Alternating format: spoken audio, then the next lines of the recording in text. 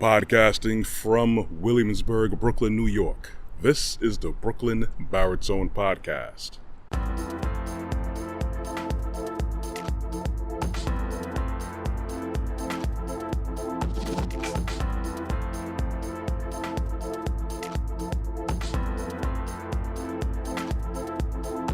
Hey everyone, as usual, it's the morning when I'm recording these productions and podcasts, but whenever you choose to listen to this, morning, afternoon, evening, nighttime, late at night, I would always appreciate you hitting the subscribe and notification bell on my YouTube channel, Brooklyn Baritone. But do that if you want to.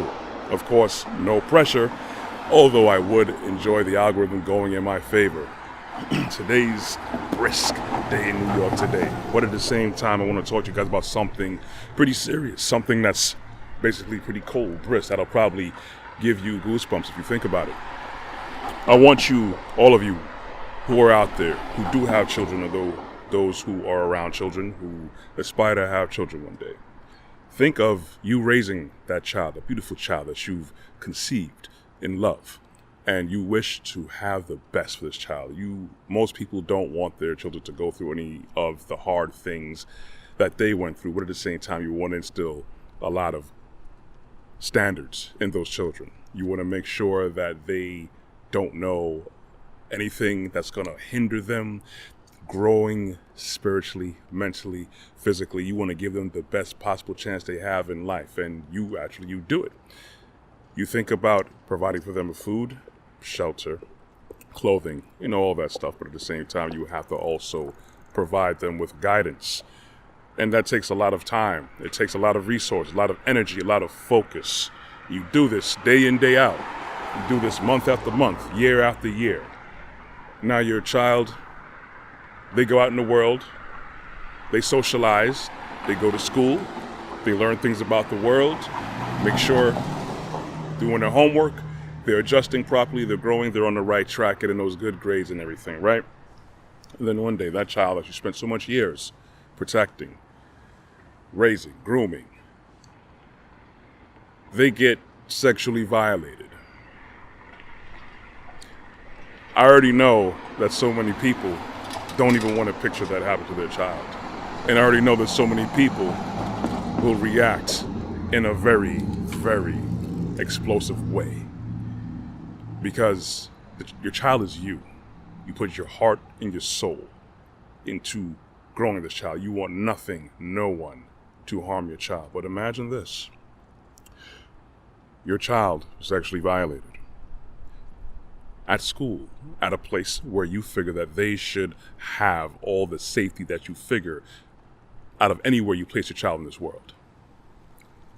And then, as a result, you wish to understand what happened. Why is nothing being done? Because you figure that justice is taking too long. Who is the perpetrator? Found out the perpetrator is protected. You're going to get explosive. You're going to get downright violent. We're going to get straight to it. Then imagine you getting arrested for having this reaction, for wondering why people cover it up. I kind of jumped the gun a little bit with my explanation, but a recent case, an incident with a man named Scott Smith had this happen to him. His daughter was sexually violated by another male in the school, wearing a dress, entered into the female's bathroom. And that's where she was violated. And I could imagine this man's rage, of course, when you're trying to figure out what's going on, what's being done, why am I not getting my questions answered. Instead, he's arrested, ridiculed, while the school administration covers this up. They wish to cover it up and act like it didn't happen. Meanwhile, that same young male perpetrator that did the violating actually went to another school and did another sexual assault. You see, when we hear about these things, we are taken aback. We are appalled. The problem is that this is nothing new under the sun. This has been going on in a lot of different cultures, ancient cultures. You see, these are the things that we don't learn about in history. We don't learn about these things. We learn about the grand contributions, the structures, the type of governments, infrastructures, all these things. I believe all these things started off way back, Babylonia, Babel, Mesopotamia, Fertile Crescent. We learned all these things, but we didn't learn about these parts of the history. And unfortunately, these are some things that still happen today. We still have child trafficking. We still have many people who deal with child sacrifice. It's just not in our face. As you can see, what's constantly being promoted to us, year after year, day after day, decade after decade, we're being groomed to slowly accept this. Now, we're a long way off from accepting this, but at the same time, we're having children being indoctrinated by being introduced into these things, little by little. So when you get to the children, you're gonna get adults now that think it's okay because it's normalized in their brain. See, with ancient Greece and ancient Rome, I just had to remember the term, it's called pederasty. I believe I'm pronouncing it properly. Where basically an older man, usually context would be older man would take an unwanted male child, way younger, usually in teenage years, and I'm very certain low teens, even before teens, and had a romantic relationship. This is normal in ancient Greek. We don't learn about this stuff unless you actually dig into history or you do this as your major in college. But as far as the regular public, we don't learn about this stuff. Why is that? And see, when you have to understand how cultures are influenced by other cultures, other great cultures, and they're either influenced because they were conquered by, or they conquered, or they just borrowed things.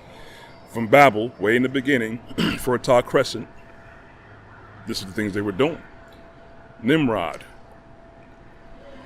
the father of many of these holidays we celebrate now, have rituals behind it. We don't know about it because we're not taught these things on purpose. Because we have a lot of people who practice these things. We have a lot of people who are in the elite group and other people who are not, who just want to do these wicked things.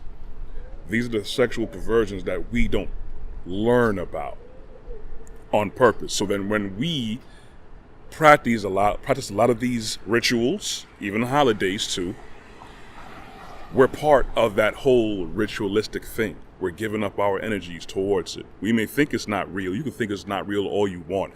Unfortunately, it is real. It's what's happening all around us. It's happening hiding in plain sight, eyes wide shut. We have to learn history. The unfortunate part is we scoff at certain things. We're not taught certain things in regular worldly education. And then when we look at books like the Bible, the book, we scoff at it. This is just an old book made for some bunch of people who wanted to control things, and it doesn't apply to modern times. It applies heavily today. Even more so when you know what's going on in the world and understand what's in that book to help protect us. We understand that this book was here for our guidance and our protection, because we have to be protected from the hearts of a lot of these wicked men who continue to use us. We're pawns because we don't know our history, and we don't look past these systems that we are indoctrinated in and groomed in. We actually support these things because we don't know the nefarious things behind closed doors and shadows in the dark.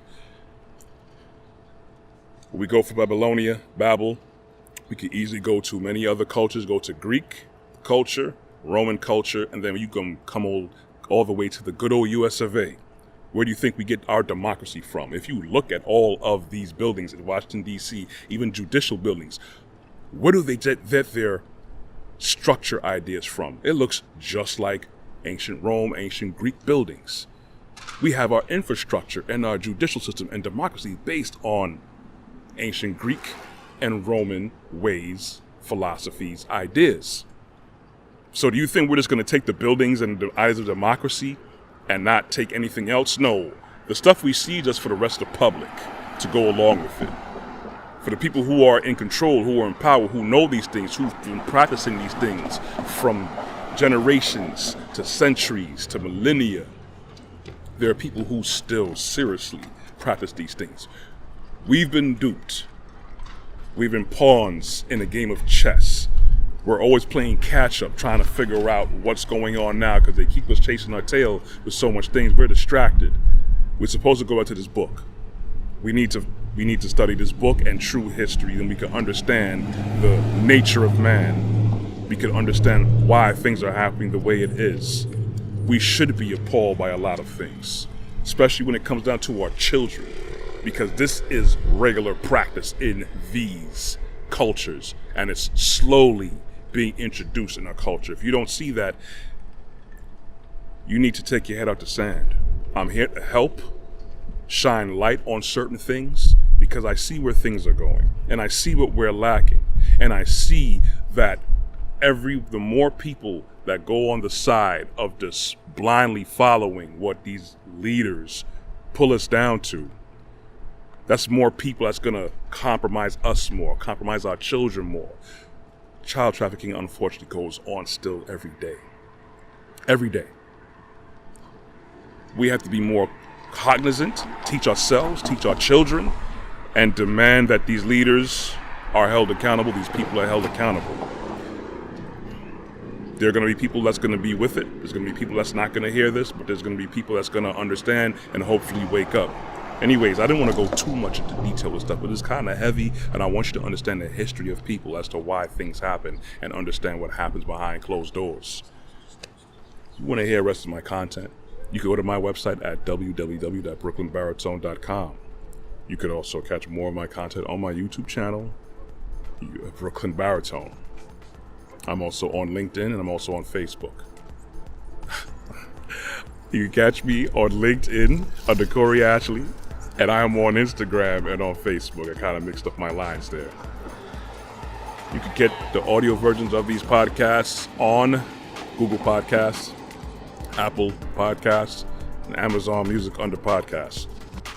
I also broadcast 4 times a week, Tuesdays and Thursdays at 12 a.m. and 2 p.m. on local Brooklyn cable television, Verizon, RCN, Optimum Spectrum. I want you guys to be blessed. I want you guys to walk good. Think about what I said. I want you guys to learn so you can grow, not just mentally, but spiritually. Anyways, I'm going to enjoy the rest of this crisp day. I am out. Talk to you later. Be good.